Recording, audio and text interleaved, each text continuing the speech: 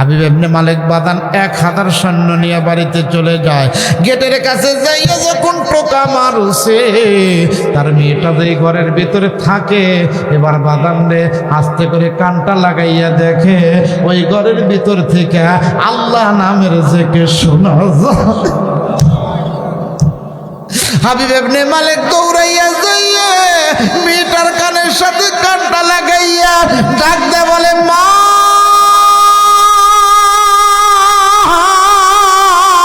তোমারে আল্লাহ নামের জিকির কে শিখাইয়া দিল? মা মেয়েটা ডাক দে বলে, আব্বাজি যেই নবীরে আপনি 2টা প্রশ্ন করছিলেন, 2টা প্রশ্নের যখন উত্তর দিয়ে দেয় অমনি আপনি অর্ধেক ঈমান আইনা ফেলান। আমি হঠাৎ করে দেখি 30টা বছর পরে আমার চোখের মধ্যে কেমন যেন ঘুম পয়দা হয়। ঘুম থেকে ওইটা দেখি আব্বা গো আমার মুখ দিয়া আল্লাহ নামের জিকির বাহির হয়। হাবিব ইবনে মালিক সঙ্গে সঙ্গে 1000 সৈন্য নিয়ে পুনরায় নবীদের কাছে আসিয়া বাদান রে কালেমা পড়ে মুসলমান হয়া।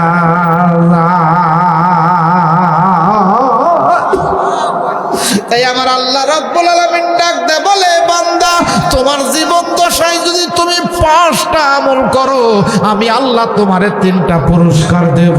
1 নাম্বার, আমি আল্লাহ তোমার সাথে থাকবো। আল্লাহর সাথে থাকলে আমার আপনার ভয় আছে, চিন্তা আছে। তাই আমার আল্লাহ বলে, বান্দারে তোমাকে আমি আল্লাহ রাব্বুল আলামিন 3টা পুরস্কার দেব। 1 নাম্বার, আমি আল্লাহ তোমার সাথে থাকব। 2 নাম্বার, রোজ মহাশরে তোমার তামাম জীবনের গুনাহ মাফ করে দেব। 3 নাম্বার, আমি আল্লাহ তোমারে বিনা হিসাবে জান্নাত দেব। দেখেন হাবিব ইবনে মালিক বাদান রে তার কাছে প্রশ্ন লেখছে পত্র লেখছে, 1000 সৈন্য নিয়ে মক্কাতে আসছে, কারণ নবীজিকে মারার জন্য 1000 সৈন্য নিয়ে আইছে। কিন্তু আমার আল্লাহ যদি বাঁচায় পৃথিবীর মানুষকে মারতে পারে।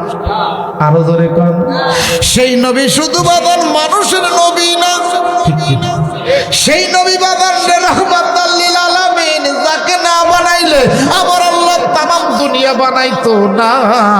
কিয়ামতের কঠিন মুসিবতের দিনে প্রত্যেকটা নবী বাদান রে ইয়া নাফসি বলবে, আর আমার আপনার নবী ইয়া হাবলি উম্মতি বলবে। ও বন্ধু, শুধু উম্মতের জন্য পেরেশানি। ও আমার তারাশি এলাকার বাবারা রে, তাই আল্লাহ 2 নাম্বার আমলের কথা বলছে। 2 নাম্বার আমল বলছে, ওয়া আকরাদতুমুল্লাহ করজান হাসানা। বান্দা তুমি যদি আমি আল্লাহকে কিছু কর্জ দাও, আমি আল্লাহ তোমার 3টা পুরস্কার দেব। আল্লাহর কি কোনো কিছু কর্জের দরকার আছে? আল্লাহ কি গরিব? কথা কয় না। আল্লাহ কি খায়? আল্লাহ পান করে? আল্লাহ কিছুই করে না। আল্লাহর কোনো কিছুর দরকার নাই। আল্লাহু গনিউন ওয়া আনতুমুল ফুকারা। পৃথিবীর সমস্ত মানুষ ফকির, ধনী হলো আমার আল্লাহ। জোরে বলেন ধনী কে? এরপরে আল্লাহ বলতেছে, ওয়া আকরাদতুমুল্লাহ করজান হাসানা। বান্দা তুমি যদি আমি আল্লাহকে কিছু কর্জ দাও, আমি আল্লাহ তোমারে 3টা পুরস্কার দেব। 1 নাম্বার, আমি আল্লাহ তোমার সাথে থাকবো। 2 নাম্বার, রোজ মহাশরে তোমার তামাম জীবনের গুনাহ মাফ করে দিব। 3 নাম্বার, আমি আল্লাহ তোমারে বিনা হিসেবে জান্নাত দেব। 1 নাম্বার চিঠির ভিতরে লেখা আছে, আমার মাথার চুল আর মুখের দাড়িগুলা পাইকা গেছে। পাইছেন কি পান নাই? 2 নাম্বার চিঠির ভিতরে লেখা আছে,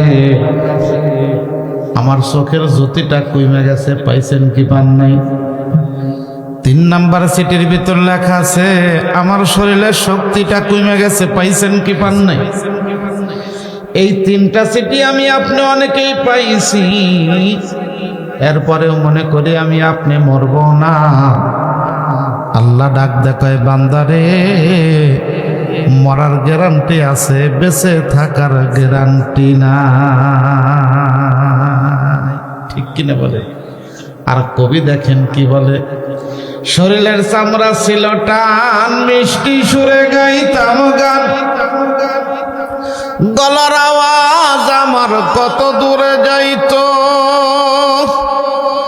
পাইকে গেছে মাথার চুল, কথা বলতে পরে ভুল। ঠিক কিনা?